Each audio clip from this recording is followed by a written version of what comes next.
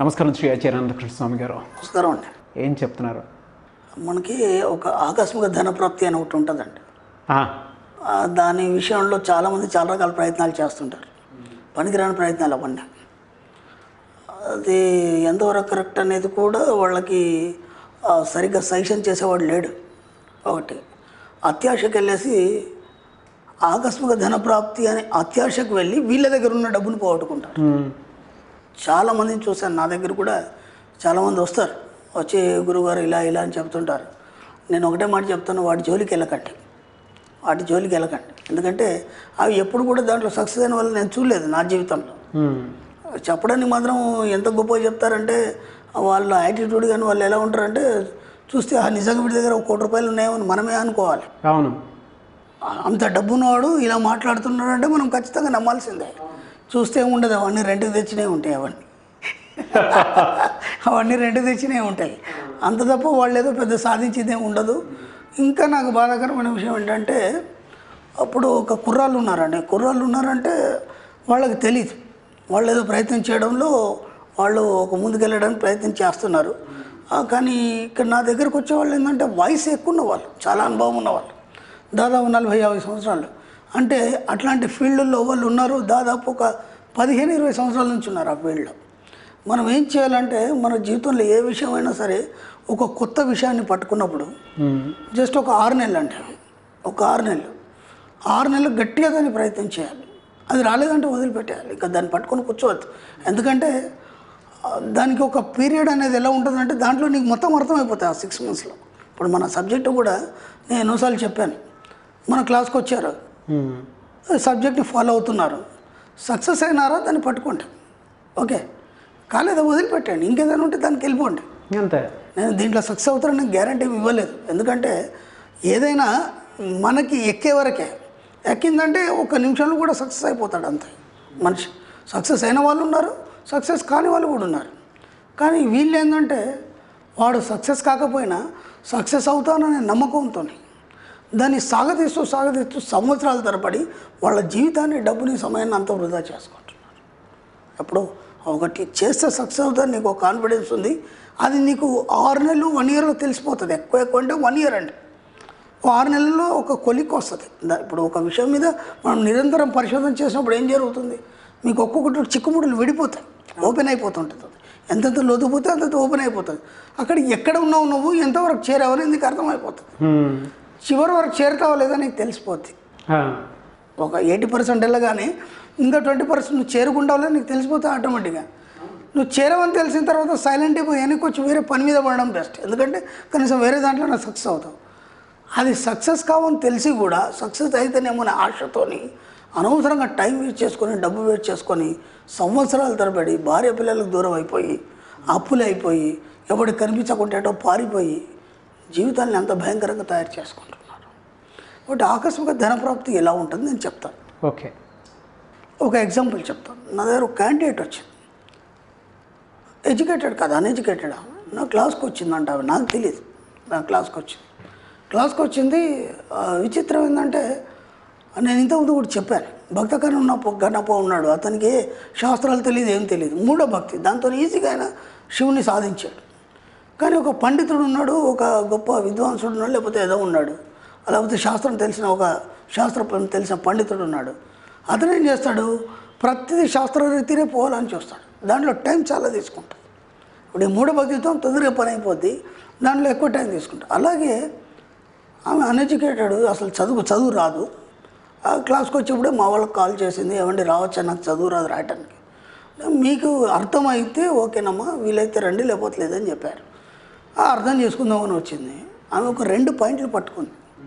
2 పాయింట్లు పట్టుకొని నేనేం చెప్తానంటే ఒక వర్డ్ చెప్తాను మన సబ్జెక్ట్లో, ఒక అఫర్మేషన్ ఏంటంటే expected money, unexpected money comes to me easily. అంటే మీరు ఊహించని విధంగా ఈ 2 రకాలుగా చాలా సులభంగా డబ్బు నా దగ్గరకు వచ్చినందుకు విశ్వానికి కృతజ్ఞతలు. ఓకే, ఎంత బాగుంది ఇది అఫర్మేషన్. నువ్వు ఏదైతే పదే చెప్తావో అది సాధ్యమవుతుందని మన సబ్జెక్టులో చెప్పుకున్నాం. ఈమెకి అది అర్థమైంది. అంటే తెలుగులో చెప్తాం, మనం ఊహించేంత ఏదైతే అదొకటే పట్టుకుందాం.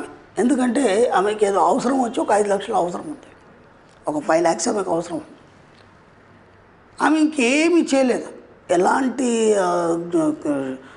క్లాస్లో చెప్పినటువంటి ఎలాంటి అఫర్మేషన్స్ కానీ రూల్స్ కానీ ఏమీ పాటించలేదు. ఆమెకి ఒకటే ఏం కావాలి, ఆ 5 లక్షలు నేను ఆ టైం లోపల నేను పే చేయాలి, ఇంకా 2 months ఉంది.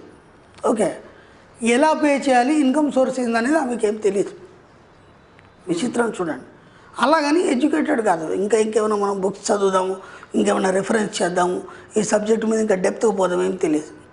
ఆమెకు ఒకటే మైండ్ లెక్కింది, ఊహించని విధంగా డబ్బు నా చేతికి సులభంగా అందినందుకు విశ్వానికి కృతజ్ఞత, అదొకటే పట్టుకుందా.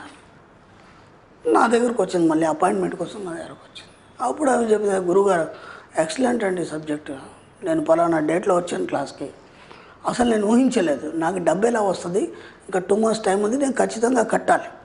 నేను ఎవరిని అడగలేదు, ఎందుకంటే అడిగితే ఇచ్చే ఇది కూడా లేదు, ఎందుకంటే నేను మళ్ళీ తిరిగి చెల్లించలేని స్థితి. అవును, ఏదో నా భర్త ఏదో పని చేస్తాడు, నేనేదో ఇంట్లో ఏదో పని చేసుకుంటాను, అంతే తప్ప అంత పెద్ద మొత్తంలో చెల్లించేది లేదు.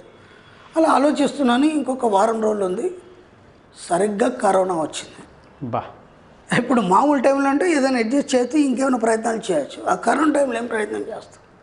ఓకే, అర్థం కాలేదు. కరోనా వచ్చి వారం రోజులు అయింది, అనుకోకుండా మా బ్రదర్ వచ్చాడు మా ఇంటికి. వచ్చేసాడు, భోజనం అవన్నీ చేసేసాడు. అంత బయలుదేరే ముందు అమ్మ ఇలా రా అని చెప్పేసి నాకు సంచి ఇచ్చాడు. ఏంటన్నా ఏది అన్నాను. అంటే నీ పెళ్ళప్పుడు మన ఆస్తిలో కొంత భాగం నీకు ఇద్దాం అనుకున్నామమ్మా, అనుకోకుండా మొన్న ఆస్తి అమ్ముడు పోయింది, నీవు అందుకు ఒక 5 లక్షలు తీసుకొచ్చాను, ఇచ్చేసి వెళ్ళిపోయాడు. అన్ఎక్స్పెక్టెడ్ మనీ, ఆకస్మిక ధనప్రతి. ఆమె అసలు ఊహించలేదు. అంటే అది ఎప్పుడో పెళ్ళప్పుడు వాళ్ళు మాట ఇచ్చారు, అది అయిపోయింది, ఆమె మర్చిపోయింది. ఇక దాని గురించి అసలు ఊహ కూడా లేదు. మా వాళ్ళు నాకు డబ్బులు ఇవ్వాలి లేకపోతే ఇస్తారు, వాళ్ళు ఎప్పుడూ గట్టిగా చెప్పలేదు, గట్టిగా ఎప్పుడు అడగలేదు, అది మర్చిపోయింది. కానీ సరిగ్గా ఆమె సమయానికి అఫర్మేషన్ అనేది పదే చెప్పడం వల్ల ఏమైంది, అనుకోకుండా ఆ విషయం ఏం చేస్తుందంటే డిజైన్ తయారు చేస్తుంది. మనం ఏదైతే అఫర్మేషన్ చెప్తామో అది డిజైన్ తయారు చేసి ఏం చేసింది, కరెక్ట్ ఆ సమయానికి ఒక 1 week ఉండగా తగ్గిమని 5 లక్షలు తీసుకొచ్చేసి, అది ఆకస్మిక ధన ప్రాప్తి. ఎలా వస్తుంది మీకు తెలియదు. ఉన్న పొలంగా ఏమవుతుంది, ఒక కంపెనీలో మీరు పని చేస్తారు, ఉన్న పొలంగా బోనస్ వచ్చేస్తుంది.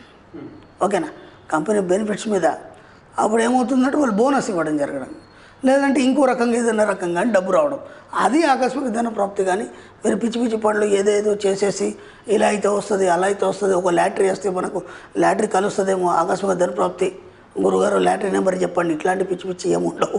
నేను ఇంతకు కూడా చెప్పాను, చాలామంది అదే చేస్తారు. నేను దుబాయ్లో ఉన్నానండి, నేను పలానా స్కీమ్ కడుతున్నాను, ఆ స్కీమ్ నాకు వస్తుందా రాదు, అట్లాంటివి ఏమి ఉండవు. ఆకస్మిక ధన ప్రాప్తి అన్నప్పుడు మీకు అనుకోకుండా ఏ విధంగానే డబ్బు రావచ్చు. కానీ ఇలాంటి జూదం ఇవన్నీ మన సబ్జెక్టులో లేవని నేను 100 సార్లు చెప్పాను. వాటి కోసం సమయం, డబ్బు ఇలాంటివి ఏమి వృధా చేసుకోవద్దు.